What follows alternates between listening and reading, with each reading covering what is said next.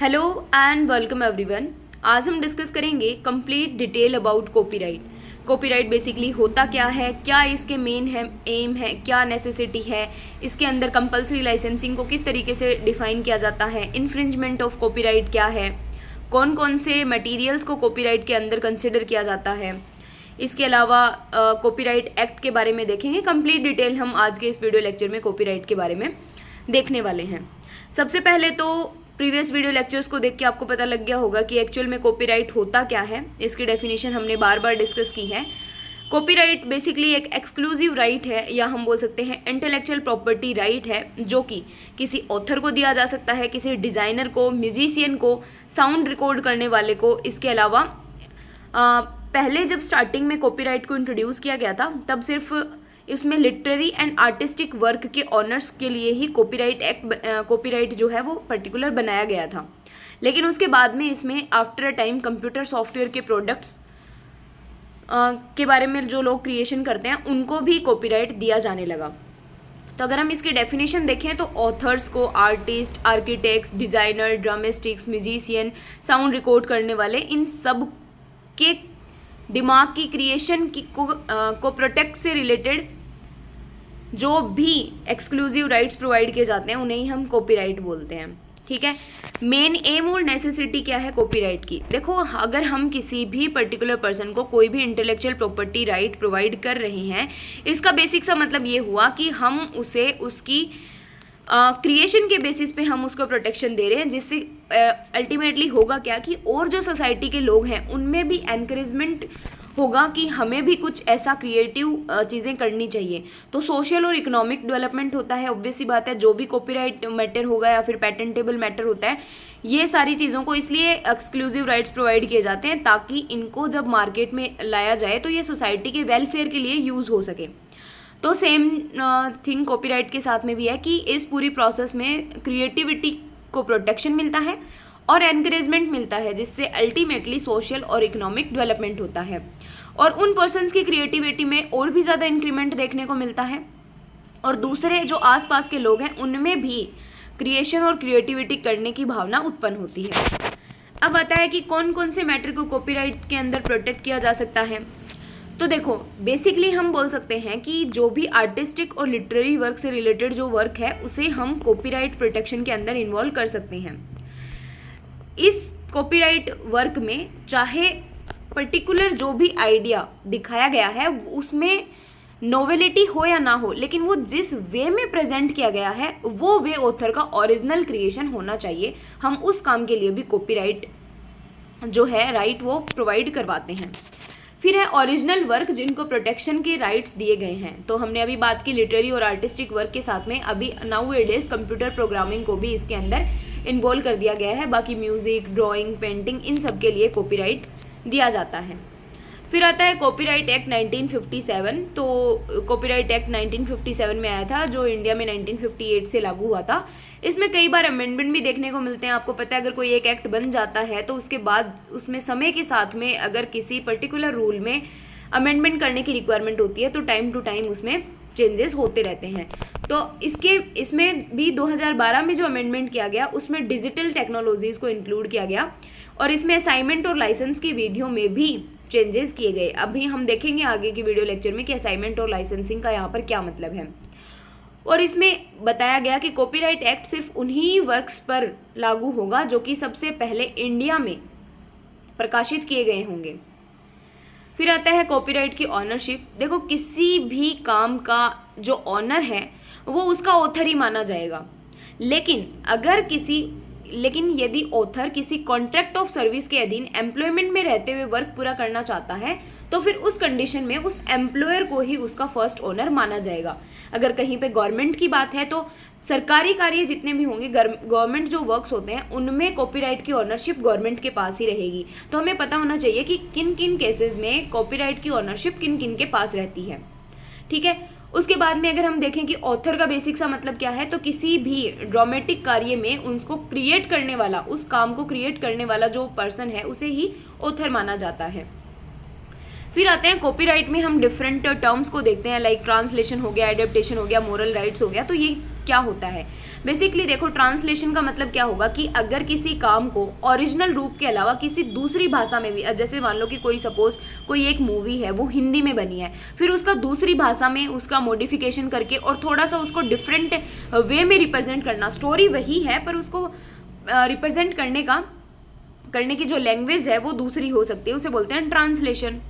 Adaptation क्या है कि किसी एक दिए गए वर्क को एक रूप से दूसरे रूप में मॉडिफाई करके प्रस्तुत करना, उसे हम बोलते हैं एडेप्टेशन। फिर आते हैं मोरल राइट्स। तो बर्ने कन्वेंशन, हमने लास्ट टाइम जब आईपीआर से रिलेटेड ट्रीटीज पढ़ी थी तब हमने पढ़ा था कि बर्ने कन्वेंशन कॉपीराइट से रिलेटेड है। तो बर्ने कन्वेंशन के अनुसार जो भी ऑथर्स हैं उनको मेंबर कंट्रीज द्वारा प्रदान किए जाने वाले राइट्स जो होंगे वो होंगे कि ऑथर द्वारा अपने काम को ऑथरशिप होने का राइट होगा, यानी कि ऑथर अपने काम को बोल सकता है कि ये मैंने लिखा है। ये उसको मोरल राइट प्रोवाइड किए जाते हैं किसी भी कॉपीराइट ओनर जो होता है उसको।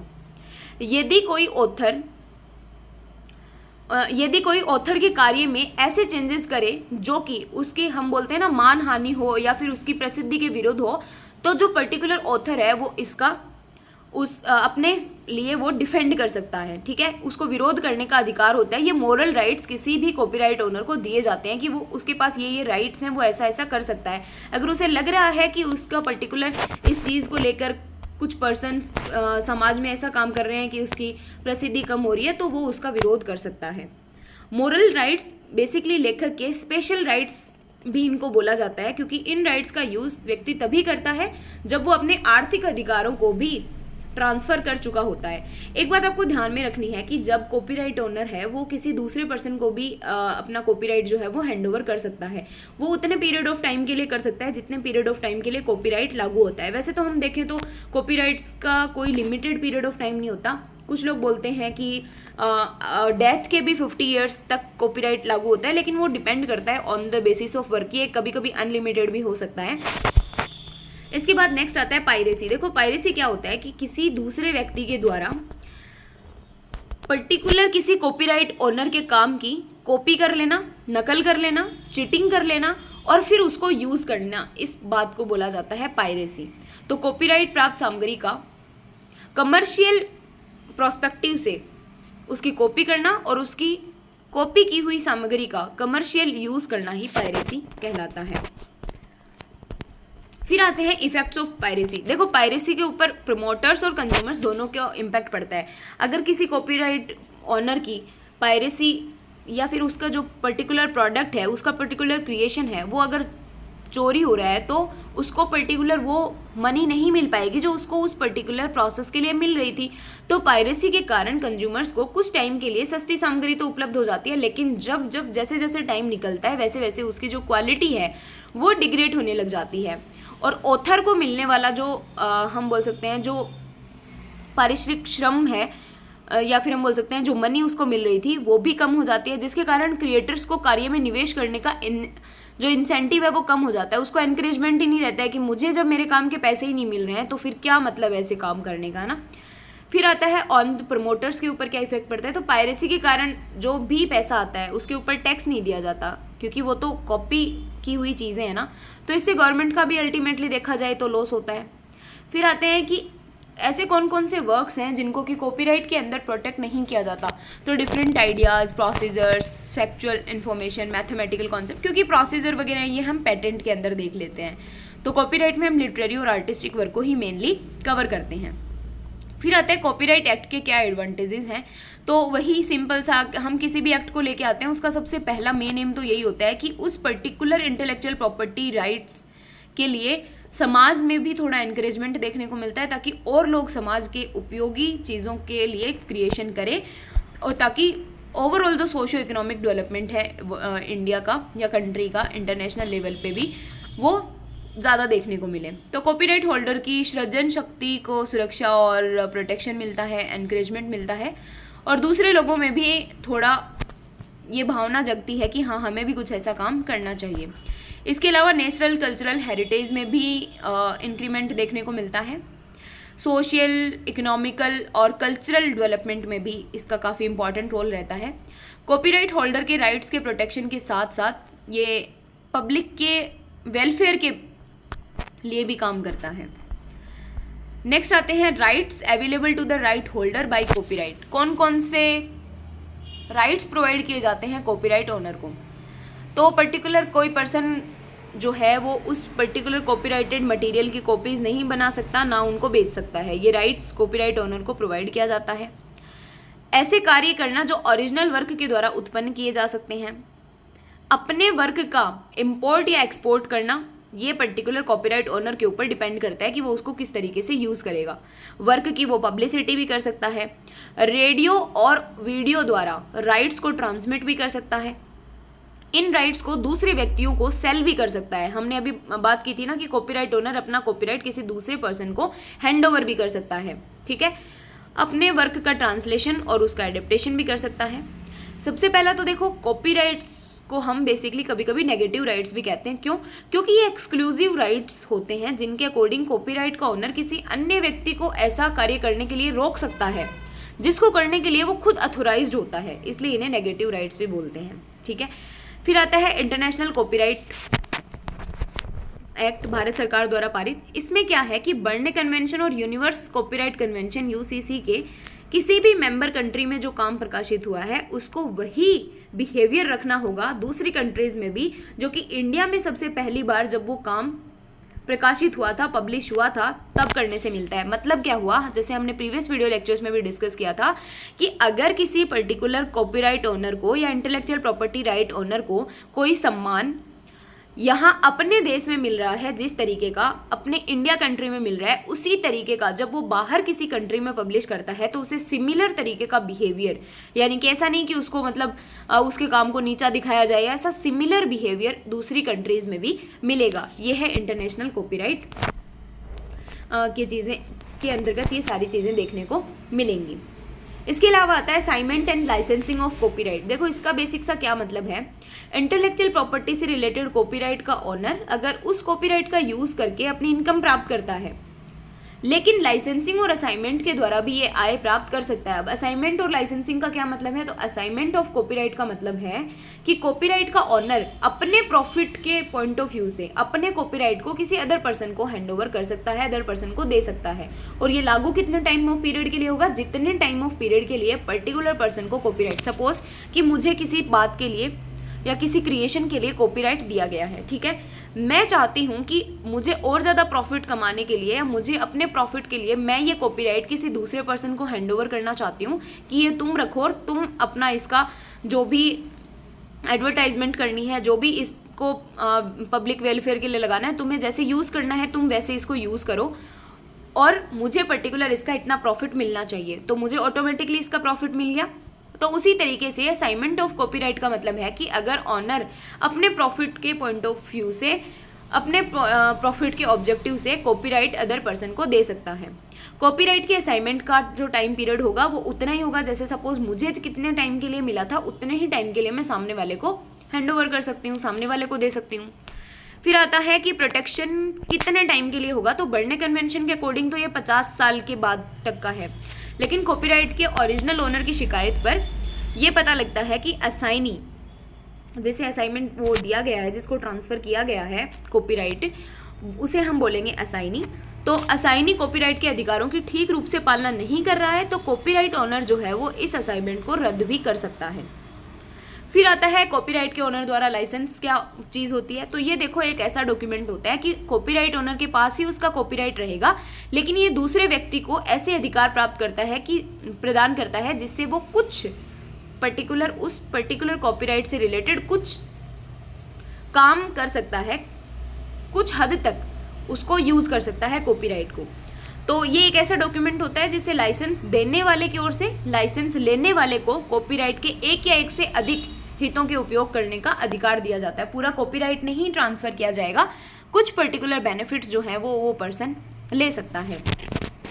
इससे लाइसेंस देने वाला व्यक्ति अपनी इच्छा के अकॉर्डिंग इसको रद्द भी कर सकता है। लाइसेंस एक व्यक्ति का अधिकार होता है जिसे ट्रांसफ़र नहीं किया जा सकता। असाइनमेंट में तो हम क्या बोल रहे थे, कॉपीराइट ओनर अपना कॉपीराइट को किसी को ट्रांसफ़र करता है, जबकि लाइसेंसिंग में ऐसा नहीं होता, ट्रांसफ़र नहीं करता है, बस वो एक या एक से अधिक अधिकारों का प्रयोग करने का उसको अपॉर्चुनिटी देता है। नेक्स्ट आता है कंपल्सरी लाइसेंसिंग।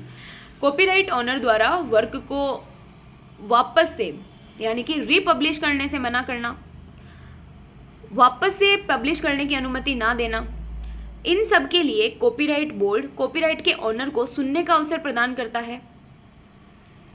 इसी चीज़ के लिए जो पर्टिकुलर रजिस्ट्रेशन कॉपीराइट बोर्ड बनाया जाता है उसके नियमानुसार उनको अधिकृति प्रदान करने के आदेश जो पर्टिकुलर कमेटी है वो जारी कर सकती है, और इसे ही कंपल्सरी लाइसेंसिंग कहते हैं। यानी कि अगर मान लो कि पर्टिकुलर कोई कॉपीराइट ओनर है, सपोज मुझे कोई कॉपीराइट मिला हुआ है, तो मुझे अगर उसके लिए एक्सक्लूसिव राइट्स मिल गए हैं तो मैं उसका हो सकता है कि पब्लिक के बीच में मैं उसका मिसयूज़ करूँ, है ना, हो सकता है कि किसी की मोनोपोली हो जाए। तो उन सब चीज़ों से बचने के लिए कंपल्सरी लाइसेंसिंग की जाती है।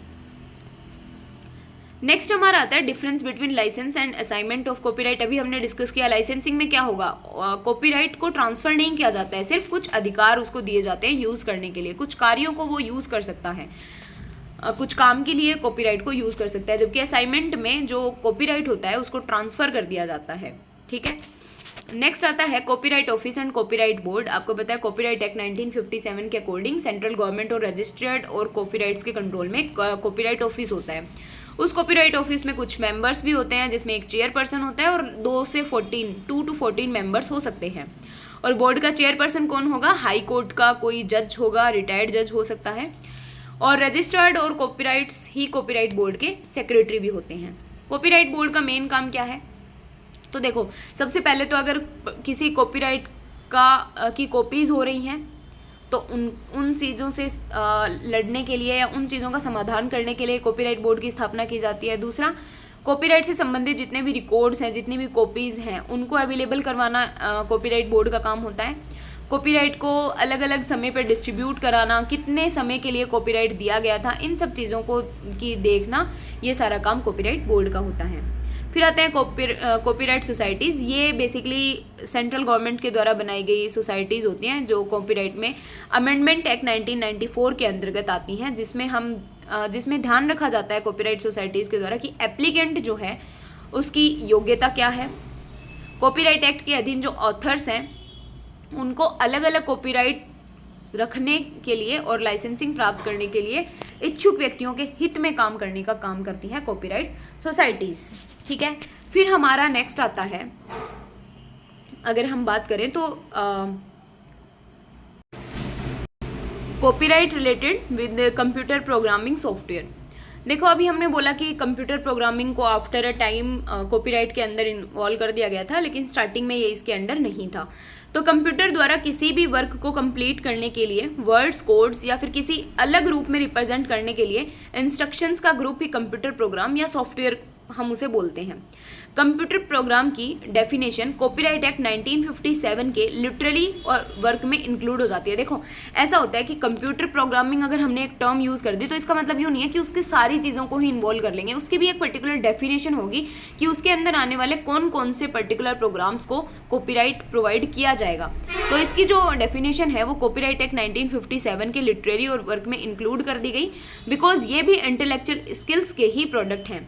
सॉफ्टवेयर पायरेसी के कारण अपने इंटरेस्ट की सुरक्षा संबंधित समस्याएं उत्पन्न हो गई हैं, तो कॉपीराइट अमेंडमेंट एक्ट में इन सब समस्याओं के समाधान का प्रावधान किया गया है। फिर आते हैं इन्फ्रिंजमेंट ऑफ कॉपीराइट।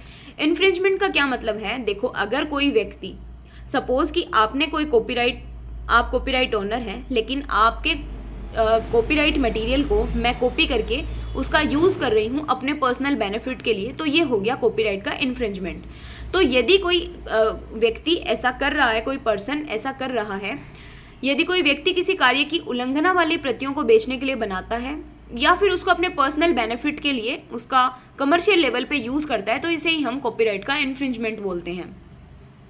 व्यापार के रूप में जो पर्सन है वो घरेलू निजी कार्य के लिए कॉपी का उपयोग कर सकता है, वो कॉपीराइट का उल्लंघन नहीं है। लेकिन कॉपीराइट का इन्फ्रिंजमेंट तब माना जाएगा जब ऑनर के राइट्स का उपयोग इन्फ्रिंजर द्वारा ऑनर की जो हाँ है उसके बिना किया जाएगा, यानी कि ऑनर से बिना पूछे अगर कोई पर्सन उसके मटेरियल को यूज़ कर रहा है तो हम बोलेंगे कि यहाँ पर कॉपीराइट का इन्फ्रिंजमेंट हुआ है।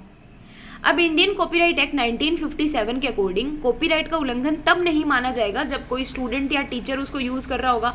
हो सकता है कि वो स्टूडेंट टीचर जो है वो स्टूडेंट को पढ़ाने के लिए बता रहा हो, या फिर हम किसी भी आंसर राइटिंग के लिए या किसी क्वेश्चन का आंसर लिखने के लिए हम उसको एज एग्जाम्पल के रूप में यूज़ कर रहे हो, तो वहाँ पर कॉपीराइट का इन्फ्रिंजमेंट नहीं माना जाएगा। ठीक है, तो बेसिकली ये हमारा था कॉपीराइट के ऊपर डिस्कशन। इसमें हमें ध्यान क्या रखना है, कॉपीराइट क्या है? तो कॉपीराइट एक्सक्लूसिव राइट्स हैं, या फिर हम बोल सकते हैं इंटेलेक्चुअल प्रॉपर्टी राइट्स हैं, जो कि लिटरेरी आर्टिस्टिक वर्क को, और उसके बाद अभी तो आप कंप्यूटर प्रोग्रामिंग को भी इन्वॉल्व कर सकते हो, को प्रोटेक्ट करने के लिए कॉपीराइट की ऑनर या फिर ऑथर को प्रोवाइड किए जाते हैं। फिर आते हैं कॉपीराइट एक्ट। कॉपीराइट एक्ट 1957 में लागू हुआ, जिसको कि भारत में जो हम बोल सकते हैं वो वर्क में कब आया, तो 1958 में आया। कॉपीराइट अमेंडमेंट एक्ट में किन किन बातों का ध्यान रखा जाता है? कॉपीराइट ऑनर जो है वो अपना जो ऑनरशिप है वो ट्रांसफ़र भी कर सकता है, जिसे हम बोलते हैं असाइनमेंट, और दूसरा लाइसेंसिंग, जिसमें हम बोलते हैं कि किसी दूसरे पर्सन को कुछ अधिकारों को दिया गया है कि वो कुछ कार्यों के लिए उसको यूज़ कर सकता है। कॉपीराइट का इन्फ्रिंजमेंट क्या है, इन सब चीज़ों को आपको ध्यान में रखना है। कौन कौन सा मटेरियल है, कौन कौन से क्रिएशन है जिनको कि कॉपीराइट के अंदर प्रोटेक्ट किया जाता है।